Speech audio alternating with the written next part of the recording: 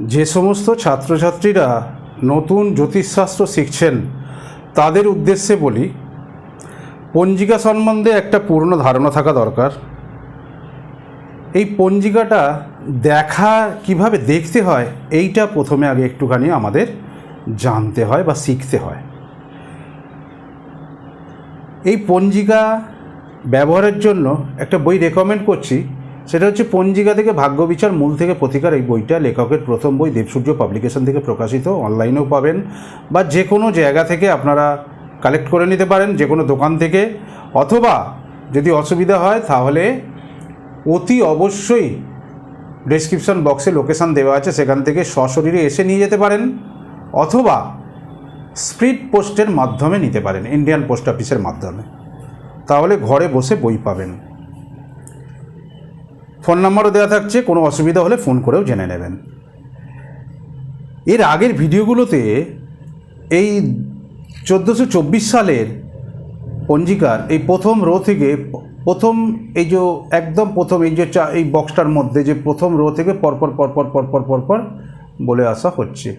এর আগের ভিডিওতে আপনারা দেখেছেন যে চন্দ্র অস্ত্র, চন্দ্র উদয়। এখন বলা হবে এই জাতাহ সম্বন্ধে।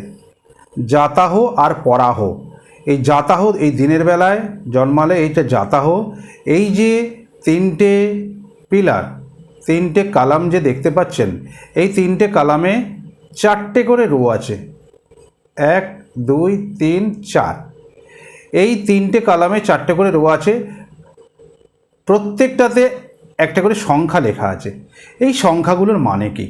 নতুন ছাত্রছাত্রীদের মনে প্রশ্ন আসতে পারে, এই সংখ্যাগুলো আবার কি মানে? এই সংখ্যাগুলোর প্রতিটা মানে পরপর পরপর ভিডিওতে আমি বলছি, এগুলো একটু দেখুন। যে কোনো কোম্পানির পাঁজিতে আপনি এখান থেকে শিখে নিলে যে কোনো কোম্পানির পাঁজি ব্যবহার করলে মোটামুটি বুঝতে পেরে যাবেন। এই পাঁজিটাই, এই কোম্পানির পাঁজিই যে ব্যবহার করতে হবে এরকম কোনো মানে নেই, কিন্তু বারবার বলছি, যারা যেটা ব্যবহার করেন তারা সেটা করুন, যাদের যেটা পছন্দ তারা সেটা করুন, খালি ডাইরেক্টারি পঞ্জিকা হতে হবে। এইটা বোঝানো হচ্ছে বিশুদ্ধ সিদ্ধান্ত পঞ্জিকা 1424 ধরে। কেন 1424? এখন চলছে 1432, 2025 সাল, কিন্তু এটা বলা হচ্ছে 2017 সাল। দেখুন ইংরাজি 2017 আর 1424, কারণ হচ্ছে এই যখন লেখা হয়েছে এই বইটা, এর জন্য একটা রেফারেন্সে তো পাঁজি দরকার। না পাতাগুলো দেখালে পড়ানো হবে কি করে, বুঝতে পারবে কি করে ছাত্রছাত্রীরা? সেই জন্যই 1424 যখন লেখা হয়েছে, 1424 সালের পাঁজিটা ধরে লেখা হয়েছে। সেই জন্য এইটা দেখিয়ে দেওয়া হচ্ছে এই কারণে যে এই বইয়ের পাতা এটা স্ক্যান করে প্রথমবারে দেওয়া হয়নি। এইভাবেই পরপর পরপর ছাপা হচ্ছে। এর নেক্সট এডিশানে এই পাতা অনেক পুরনো হয়ে গেছে, তবুও স্ক্যান করে দিয়ে দেব। কেননা অনেক পাঠক পাঠিকারা বিভিন্ন জায়গা থেকে, ছাত্রছাত্রী বা পাঠক পাঠিকারা বলছেন আমাদের কাছে 1424 নেই। তাদের পক্ষে একটু প্রবলেম হচ্ছে, যদিও এটা প্রবলেম হওয়ার কথা নয়, কেননা এখন এবছরের পাঁজি দেখলেও এগুলো সব দেখতে পাবেন, খালি সংখ্যাগুলো খালি একটু মিলবে না। কিন্তু জিনিসটা পুরো একটা সিস্টেম যদি শিখে নেওয়া যায় তাহলে যে কোনো পাঁজি ধরে ব্যবহার করা যায়। এবার যারা নতুন ছাত্রছাত্রী তাদের তো কোনো দোষ নাই, তারা তো এই জিনিসটাকে কি করে বুঝবে? একটু থতমত হতেই পারে। এটা এটা যারা নতুন তাদের পক্ষে এটা সত্যি অসুবিধা।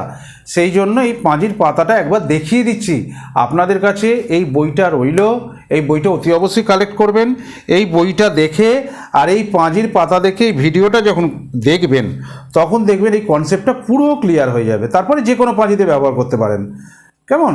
আচ্ছা, এবার দেখুন এই জাতাহর এই যে তিনটে কালামে যে চারটে রো আছে, তার মধ্যে প্রথম সংখ্যা লেখা আছে 7।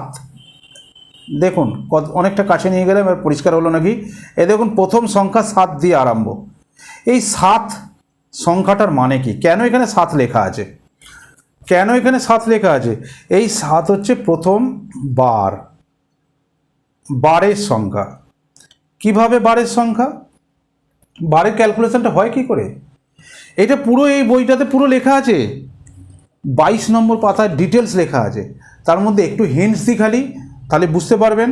সেটা হচ্ছে রবিবার 1, রবিবার হচ্ছে 1, তাহলে নিশ্চয়ই বুঝতে পারছেন সোমবার কত হবে?